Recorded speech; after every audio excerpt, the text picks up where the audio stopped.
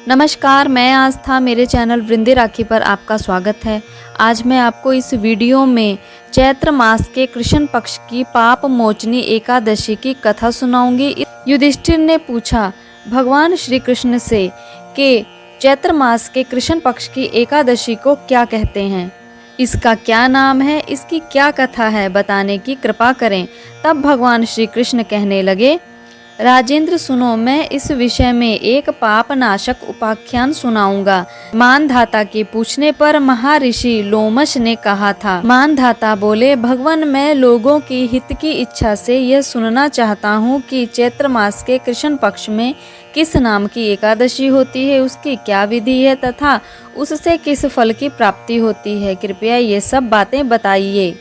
लोमश जी बोले, पूर्व काल की बात है। अप्सराओं से सेवित चैत्र रथ नामक वन में, जहाँ गंधर्वों की कन्याएं अपने किंकरों के साथ बाजे बजाती हुई विहार करती हैं, मंजू घोषा नामक अप्सरा मुनिवर मेधावी को मोहित करने के लिए गई। वे मुनिवर उसी वन में रहकर ब्रह्मचर्य का पालन करते थे। मंजू घोषा मुनि के भय से आश्रम से एक कोस दूरी पर ही ठहर गई और सुंदर ढंग से वीणा बजाती हुई मधुर गीत गाने लगी।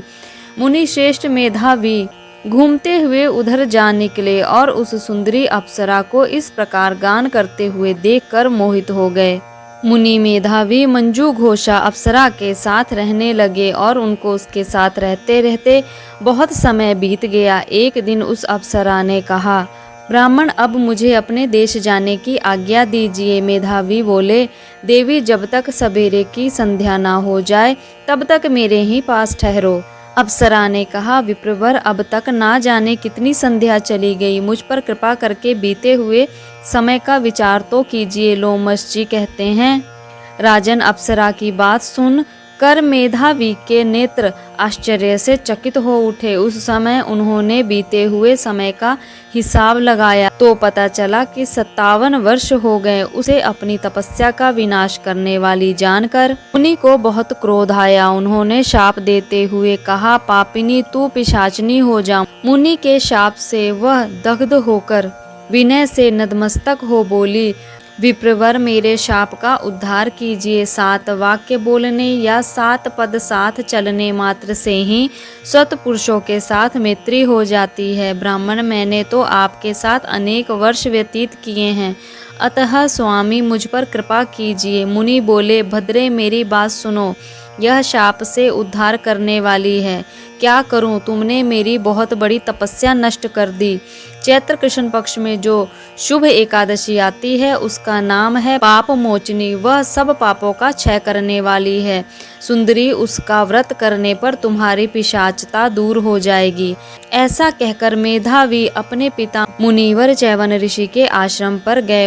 उन्हें आया देख ऋषि ने पूछा, बेटा, यह क्या किया तुमने, तो अपने पुण्य का नाश कर डाला। मेधावी बोले, पिताजी, कोई ऐसा प्रायश्चित बताइए जिससे पाप का नाश हो जाए। च्यवन ऋषि बोले, चैत्र कृष्ण पक्ष में जो पाप मोचनी एकादशी होती है उसका व्रत करने पर पाप का नाश हो जाता है। पिता का यह कथन सुन मेधावी ने उस व्रत का अनुष्ठान किया। इससे उसका पाप नष्ट हो गया और वे पुनः तपस्या में परिपूर्ण हो गए। इसी प्रकार मंजू घोषा ने भी इस उत्तम व्रत का पालन किया। पाप मोचनी का व्रत करने के कारण वह पिशाचत योनि से मुक्त हो गई। दिव्य रूप धारणी श्रेष्ठ अप्सरा होकर स्वर्गलोक में चली गई।